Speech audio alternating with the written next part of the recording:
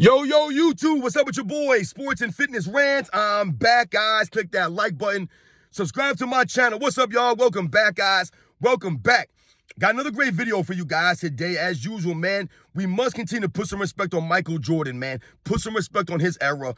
We must continue to set the record straight, guys. Stop the lies. Stop the narratives. Stop them from bending reality and rewriting the history, y'all. And in this video, we're going to talk about how Michael Jordan had to carry the Bulls offensively. And I'm going to show you some stats between him and Scottie Pippen, guys, that really it highlights what I've been telling you guys on this channel. Scottie Pippen was an all-time great player, and he got his just due. But I always tell you guys on this channel, Michael Jordan had to carry the Bulls offensively. And I did that post, right? I posted that screenshot or whatever it was on the community post about Michael Jordan leading the Bulls in scoring like 178 times out of 100, whatever it was, in the playoffs, and how he was always the leading scorer for the Chicago Bulls. And I'm going to talk about in this video, guys. You guys, I don't really think people understand how much Michael Jordan was really carrying the Bulls offensively, guys. And I'm going to compare him and Scottie Pippen during the championship run, guys. Interesting stuff. And, I want to thank you guys, man. Everyone across the world, everyone across the state's been supporting my channel, guys. Shout out to everybody in the membership. It is truly humbling, guys. Thank you to everybody out there, for real, man. It means a lot. And you guys know what to do. Turn the volume all the way up. Hit that play button. Remember, these videos are for educational purposes. And let's roll. So yes, guys, like I said, man, I posted that screenshot, that information, right? It was like that post of Michael Jordan and his scoring prowess, right? In all these playoff series, and how Michael Jordan was a leading scorer in every single one of the playoff series except for one, and how he was a leading scorer on both sides, and for like almost every single series he ever played in, guys, right? He was always a leading scorer, and that was just the postseason stuff. But when you think about the regular season, I tell you guys that Michael Jordan was always carrying the Bulls offensively.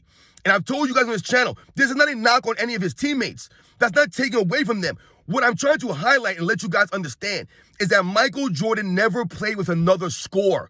He never played with a guy that could go get his basket at a high level consistently. He couldn't do this. Sometimes I hear people throw out Orlando Woolridge's name. Orlando Woolridge wasn't that guy. He was on the Chicago Bulls before Michael Jordan got there, guys. He could never get them to the playoffs, right? His scoring numbers were not like that. He scored in transition, right? Broken plays. This man was not an elite scorer. Look at his numbers in the postseason. They always went down.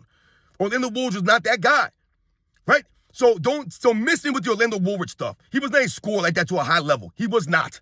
Never was, right? So we think about that. And I tell you guys, the other guy that I mentioned, Scottie Pippen, and I told you guys on this channel, Scottie Pippen was never a scorer, man. Never a scorer. Scottie Pippen got his points off of transition, right? Fast break, right? The triangle offense, feeding off of Michael Jordan. That's how he scored his points. Scottie Pippen was rarely going to break the defense down and score. He's not going to take you off the dribble and hit a jump shot. His shot was not like that. It was a line drive, Scottie Pippen's jump shot.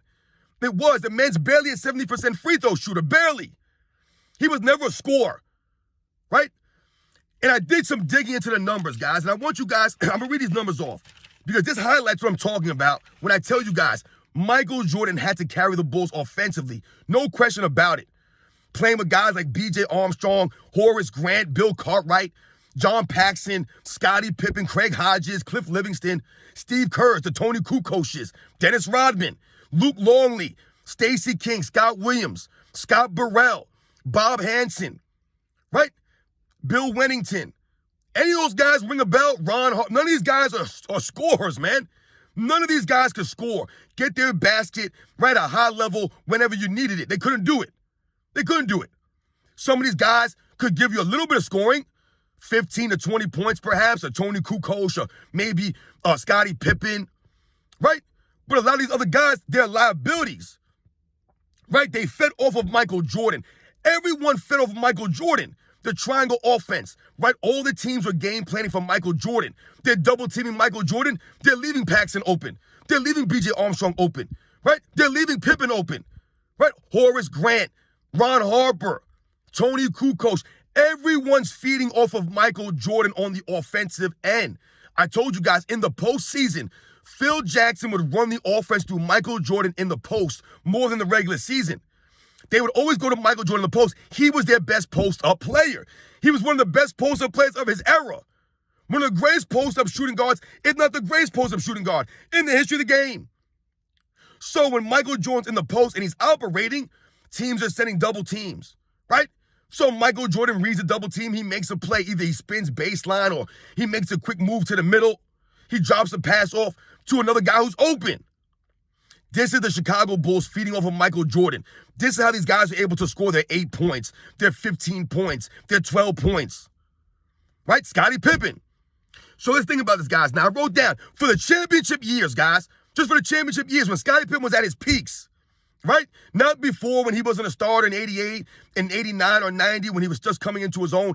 I went for the peaks, the championship years, 1991 to 1998. 6 years, guys. I wrote down the numbers. I wrote down how many games Scottie Pippen scored 0 to 9 points and how many times he scored 30 or more. 30 or more, guys, right? Because if you're a scorer, you should be able to get 30 points, right? 30 points. And I told you, Michael Jordan never played with a score like that. So Michael Jordan had to take it on his shoulders to carry the Bulls offensively, which is why he led the league in scoring every season, had the highest average all time in the regular season and the postseason, which is why he had to average 41 points a game in the 93 NBA Finals, because he didn't have offensive players like that. It was Michael Jordan. But if we look at Michael Jordan's second best player for his entire career, Scottie Pippen, right? His sidekick, the dynamic duo. If we look at his second best player throughout the entire championship run, I want you guys to listen to these numbers. I wrote down every single time that Scottie Pippen scored from 0 to 9 points and how many times he scored from 30 or more. 30 or more, guys. So I'm trying to think. Should I do this every year? I'm going to do the totals. So from 1991 to 98, guys, 6 years, right? All 6 championship years. Scottie Pippen scored 0 to 9 points 25 times, guys, all right? 25 times during the regular season. He scored 0 to 9 points, right? You know how many times he scored 30 or more during those runs? 28, guys. So essentially what you see here is that Scottie Pippen had the same amount of odds to score 0 to 9 points as he did to score 30 or more in a game. I told you, he was not a point scorer like that. Scottie Pippen will give you 20, 25, 22 points a game maybe, off of fast breaks, right? Dunks, layups, off the triangle offense, feeding off of Michael Jordan. And yes, Scottie Pippen breaking the defense down from time to time, but not consistently. And think about that, guys. 25 times he scored 0 to 9 in those 6 seasons, and 28 times he scored 30 or more. That's pretty much identical, guys. So once again, he has the same odds to score 0 to 9 points as he does to score 30 or more. This highlights Scottie Pippen not being a scorer like that. And I'm going to compare it to Michael Jordan, guys, during that same 6-year stretch. Listen, this is staggering, guys. You know how many times Michael Jordan scored 0 to 9 points in all 6 championship years? 0. 0 times, guys. He never scored 0 to 9 points, guys, during any one of those championship seasons. Never. Not one game, guys. Not one. Now, you know how many times he went over 30? You know how many times he went over 30, guys? 268 times, man. This man went over 30. Think about that. 0 times under 10 and 268 times over 30, guys. Whereas while Scottie Pippen, his second best teammate, every single one of those seasons, was scored 30 or more 28 times. 28 times. So you're talking about Michael Jordan had about what? 240 more 30-point games than Scottie Pippen, guys, in 6 seasons. Just those 6 seasons alone. And never once scored under 10. Never once. Meanwhile, Scottie Pippen had 25 games of that. And I want you guys to think about something. I looked into the comparisons just for the comparison. I looked into Dwayne Wade and LeBron James, right? They played 4 seasons together. I looked into this. Dwayne Wade, guys, in his first season with LeBron James, well, let's do total. I did the 4 years, guys, 4 years, right? That they played together, 2011, 2012, 2013, and 2014. Dwayne Wade scored 0 to 9 points 11 times and scored 30 or more, guys, 43 times. 43 times. So that's 2 seasons less than Scottie Pippen with Michael Jordan, but somehow Dwayne Wade scored what? What is that? 15 more 30-point games than Scottie Pippen in 2 fewer seasons. And only 11 times did he score under 10. So 43 above 30, 11 under 10. Whereas Scottie Pippen was 28 and 25. But LeBron James ain't got no help. right? And this was not even Dwayne Wade at his peak. This was Dwayne Wade on the tail end of his peak. I'm giving you Scottie Pippen's peak years, 91 to 98, man. Nowhere near Dwayne Wade's 30-point games. Once again, I told you, Scottie Pippen was never scored like that, guys. Never. I also looked into Kevin McHale and Larry Bird. I didn't write it down, but I looked into it because I was just interested to see. Just like I said, just for comparison. And Kevin McHale, guys, had more 30-point games than Scottie Pippen did. And I did 6 seasons.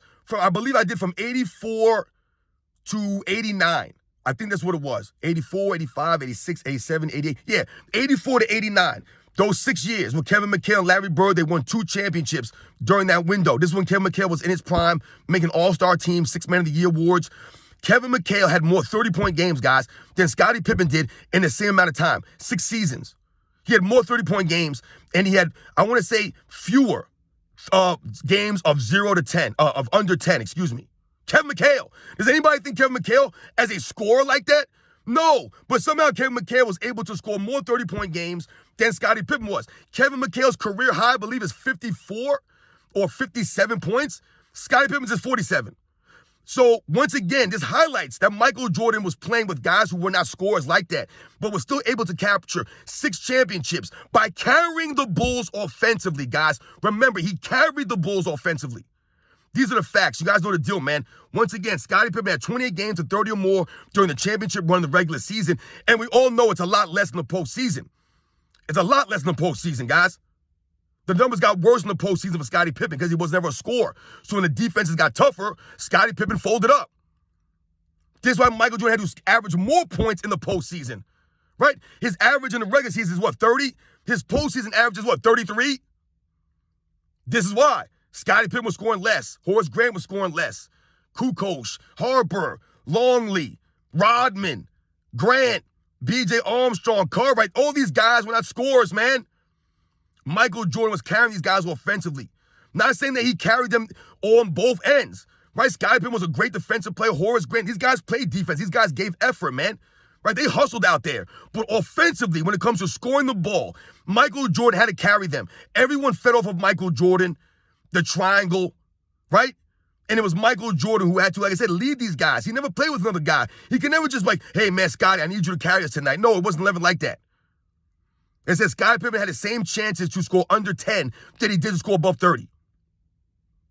You guys know the deal, man. Once again, when you see that stat of Michael Jordan always leading the Bulls in scoring, this is why, guys. These are the facts. Michael Jordan had to do these things. It was out of necessity. And it just so happened that Michael Jordan had, like I said, he's known as the greatest scorer of all time because there was a myriad of different ways that he could score. And he had to do these things. So once again, guys, we must continue to put some respect on Michael Jordan, his game. Set the record straight here, guys. Scottie Pippen's a great player, man. No doubt about it. But when we talk about the offensive end, Michael Jordan had to carry the Bulls offensively, guys. Those are just the facts, man. Those are the facts. And these numbers, once again, highlight this notion. Other players in NBA's history, guys, have had much more offensive help and have won less. I told you Michael Jordan has done more with less than anyone else in the history of the NBA, guys. Those are the facts, man. You guys know the deal, man. I'll catch you guys on the next one.